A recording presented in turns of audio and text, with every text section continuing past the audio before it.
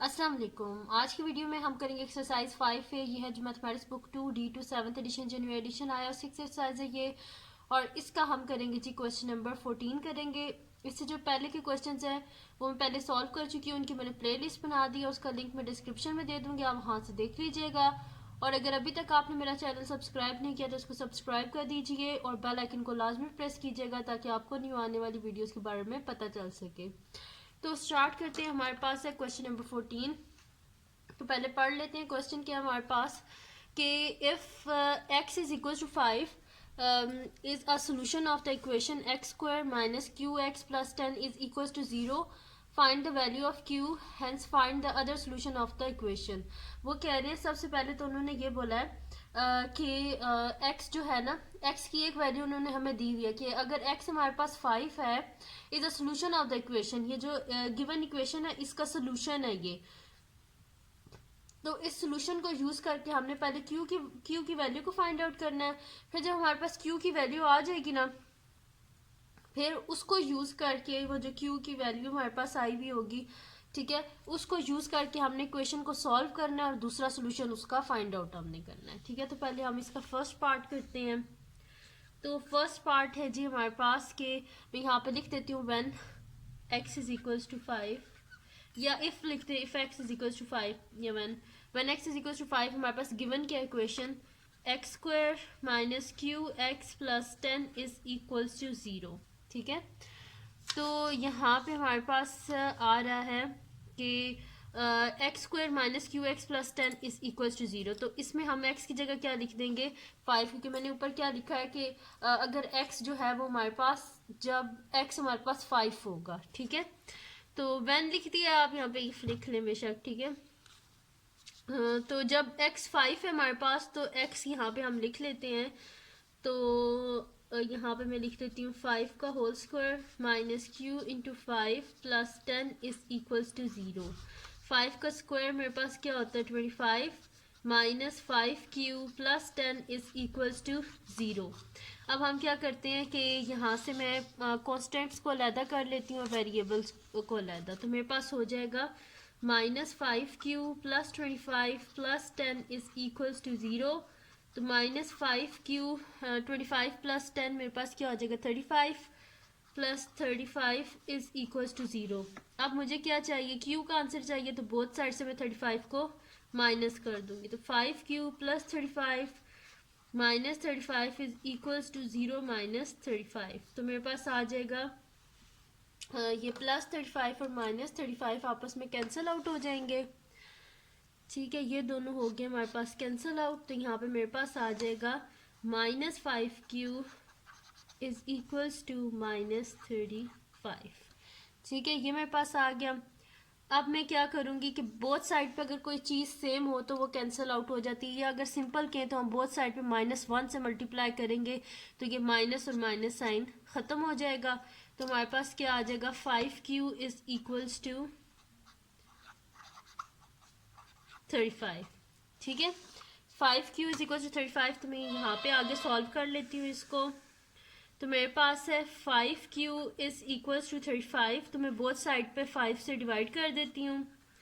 तो मेरे पास क्या हो जाएगा 5 और 5 आपस में कैंसिल आउट हो जाएगा और 5 7 ज़ा 35, यानी कि मेरे पास q का आंसर क्या आ गया है 7। तो q का आंसर जो है ये मैंने इसको बॉक्स बना दी, q का आंसर 7 आ गया। अब हम करते हैं इसका सेकंड पार्ट। तो सेकंड पार्ट में हमने करना क्या है find the other solution of the equation. एक तो उन्होंने बोला कि हमारे पास इक्वेशन क्या है x इज इक्वल टू 5 है, वो तो हमने यूज करके q की वैल्यू को फाइंड आउट कर लिया। वो कह रहे एक सोल्यूशन हमारे पास 5 है, जो दूसरा सोल्यूशन है वो फाइंड आउट करके दिखाएं। तो हम यहाँ पे लेंगे नेक्स्ट शीट और उस पर हम इसका जो सोल्यूशन है वो फाइंड आउट कर लेते हैं। अब मेरे पास इक्वेशन क्या थी कि सेकंड, यहाँ पे मैं स्टार्ट करती हूँ सेकंड पार्ट का सोल्यूशन। तो मेरे पास इक्वेशन क्या थी कि x square minus q x plus 10 is equals to 0। और q की वैल्यू क्या है हमारे पास q की वैल्यू हमारे पास मैंने अभी फाइंड आउट की है, जो कि मेरे पास क्या है q इज इक्वल्स टू 7। तो मैं यहाँ पे लिख देती हूँ as q is equals to 7। तो मेरे पास आ जाएगा जी x square minus 7x plus 10 is equals to 0। अब हम इसको क्या करेंगे, मिड टर्म जो है इसकी ब्रेक कर लेंगे। तो मिड टर्म इसकी किस तरह ब्रेक होगी कि फर्स्ट और लास्ट वैल्यू जो है इसे हम आपस में मल्टीप्लाई कर लेंगे।